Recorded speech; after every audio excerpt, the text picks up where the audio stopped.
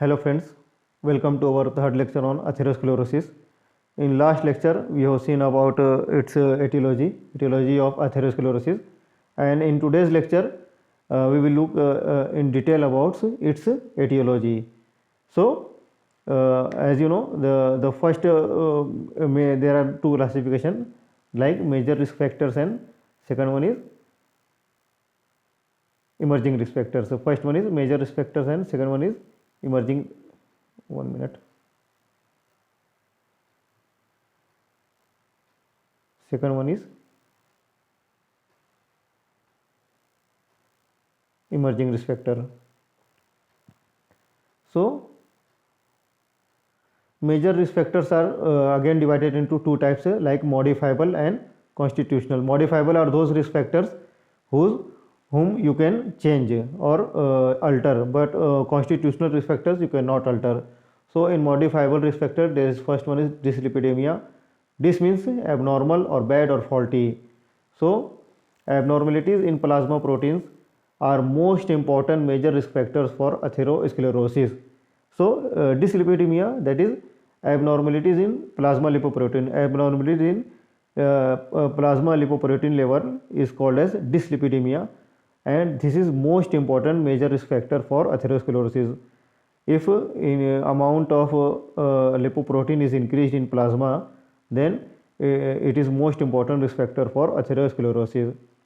Now there are certain classes of lipoproteins. They are, because why we are studying these classes, because every lipoprotein does not cause atherosclerosis.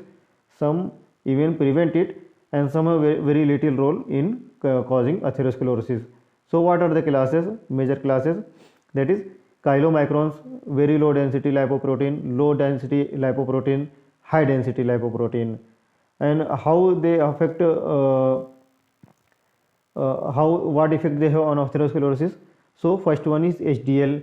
HDL is high density lipoprotein and it protects from atherosclerosis. Then next one is LDL, that is low density lipoprotein, and low density lipoprotein has a major role in development of atherosclerosis, and same goes for VLDL, that is very low density lipoprotein. Low density lipoprotein has a major role in development of atherosclerosis. But next one is VLDL, that is very low density lipoprotein.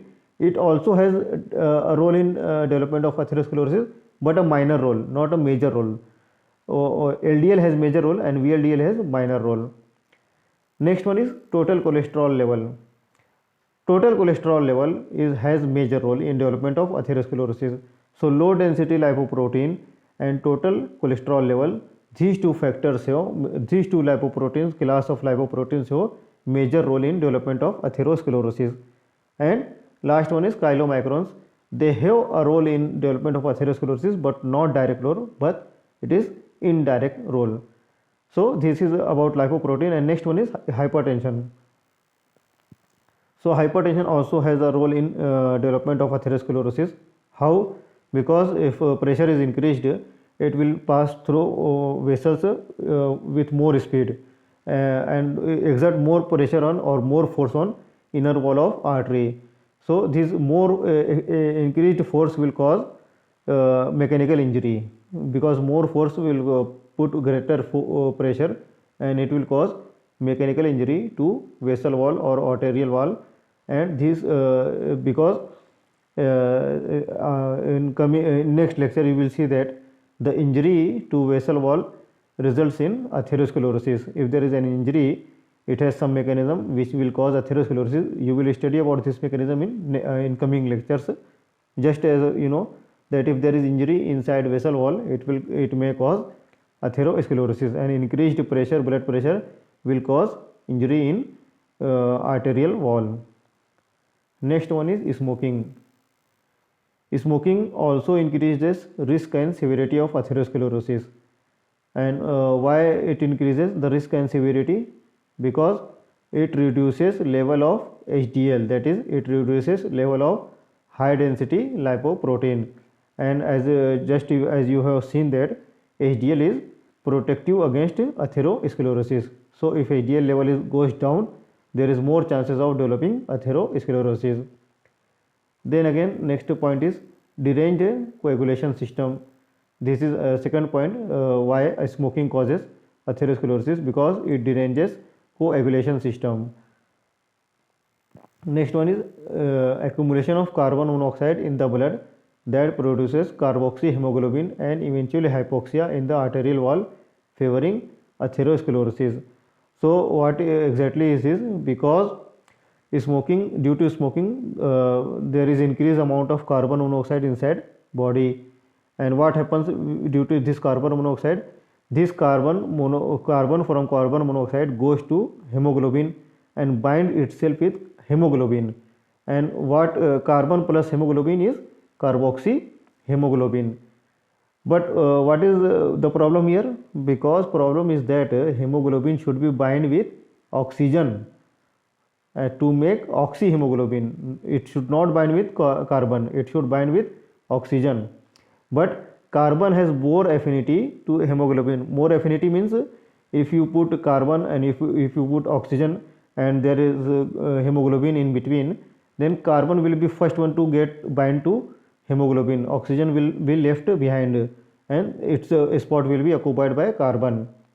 So this problem occurs due to increased carbon monoxide in the body, that it attaches itself with hemoglobin and doesn't allow oxygen to attach itself with hemoglobin, and due to that hypoxia will occur, and this hypoxia will favor atherosclerosis, because hypoxia will cause injury, hypoxic injury. It will cause dead tissues, and dead tissues is a type of injury. And in coming lecture, as I already said, that in coming lectures you will see that how atherosclerosis is caused by injury. So this is third factor. Now fourth factor, that is modifiable factor, is diabetes. Diabetes in fact increases severity of atherosclerosis. It is not clear that it is any role in development of atherosclerosis, but it increases severity.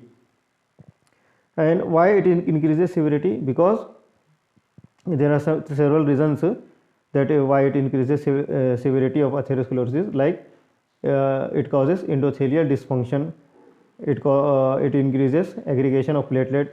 If platelets are aggregated and they will be aggregated at one spot, then slowly there will be plaque formation, and it will cause atherosclerosis. It increases LDL, which has major role in atherosclerosis, and it decreases HDL, which is protective against atherosclerosis. So this is the role of diabetes. Now constitutional risk factors, those you cannot change, are called as constitutional. They are with your body.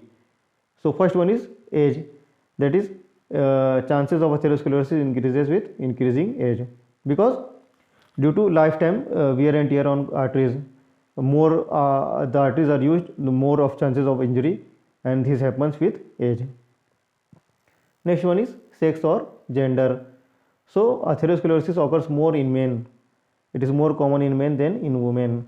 Third one is genetic factor. Genetic factors also have a role in atherogenesis, that is the atheromatous plaque, that is in genesis of atheromatous plaque, genetic factors have a role. Then next is familial and racial factors. So there is a family connection, because atherosclerosis runs in families. If one member of a family is affected by atherosclerosis, other members have more chances of affected by this condition. And there is some racial connection also, because in some studies it is found that blacks have less severe atherosclerosis than whites. So they may be having some genetic or something due to which they are protected against atherosclerosis. So these are modifiable risk factors, these are major risk factors. Then emerging risk factors. Why emerging? Because some recent studies have shown that there are some other factors also which can cause development of atherosclerosis, but it is not yet very well established. It is just a hypothesis, and some people think that they may have a role, but it is not yet confirmed. So just for the sake of studying, we are studying those, but it is not confirmed. It is just a hypothesis that this may also play a role in development of atherosclerosis. So what are these factors? They are environmental influences. Like it is environment is not necessarily only pollution and this that kind of thing. Everything which surround us is environment. So incidence of atherosclerosis is more in developed countries and less in developing countries.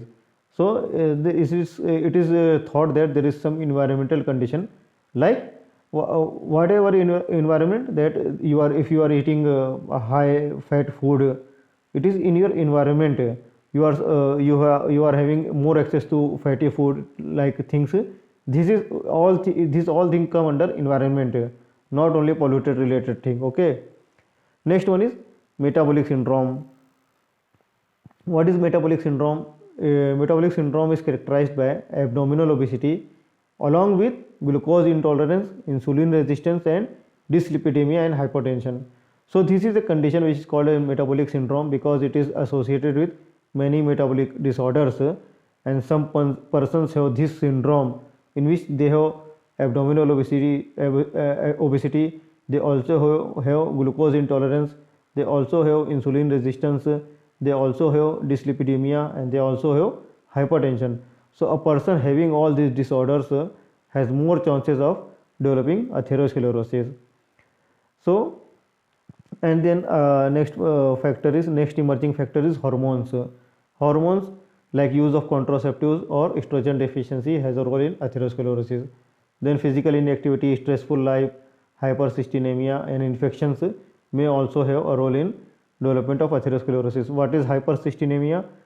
It is increased homocysteine level in serum, that is called as hypercystinemia.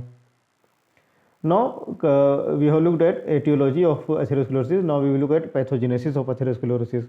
Pathogenesis, you already know that origin and development of a disease is called as pathogenesis. So atherosclerosis is not caused by a single factor, it is caused by multiple factors. It is a multifactorial disease. It is not a single causative organism or single cause. There are multiple factors which work with each other to develop or to cause atherosclerosis. And the important point is that exact pathogenesis is not known. There are certain possible ways or certain possible hypotheses proposed, but exact pathogenesis is not known yet. So various theories are proposed, like in earlier times. Earlier theories are that like insudation hypothesis or incrustation hypothesis. These two theories are proposed earlier. They are not very well received now. They are mostly rejected, but some part of them is still used. But just for the studies, you have to know that what is these two theories proposed earlier. So first one is insudation hypothesis.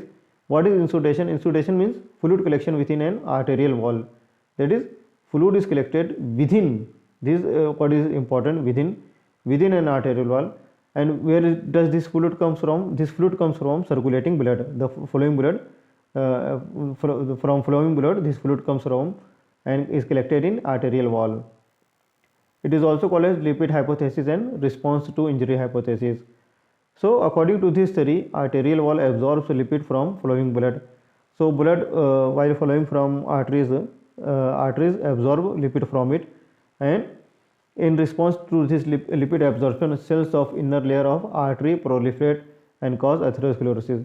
So first blood is flowing from artery, and it is carrying lipid with itself, and artery absorbs this lipid, and due to this absorption, cells of artery wall, that is inner wall, proliferate, and due to this proliferation there is plaque formation and they cause atherosclerosis. So this is the first hypothesis. The second one is incrustation hypothesis. Incrust means to cover something with a hard layer, that is meaning of incrust. So incrustation hypothesis, simply there is from name you can guess that it is the artery wall is covered with hard layer. So what is this hard layer made of? This hard layer is made of blood components like platelet or fibrin, etc. So these are old theories. Now there are some modern theories also which are more accepted. So according to modern theories, there are 4 key factors which play an important role in development of atherosclerosis. So whatever modern theories are proposed, there are different theories also in modern system, in modern times, but they all have four things in common. They have four things which they all theorists think that these four things are main thing which cause atherosclerosis. So what are these four things? These are arterial smooth muscle cells, endothelial cells, blood monocytes, and dyslipidemia. These four things work with each other to produce atherosclerosis. And two theories are there in modern times which are accepted currently. That is, first one is reaction to injury hypothesis, which was given by Ross, and monoclonal theory, which is given by Bandit and Bandit. So in this is it for today. In next lecture we will look at these two theories in detail, but this is it for today, and I hope that you enjoyed this lecture, and if anything is not clear you can ask in comment section. Thank you.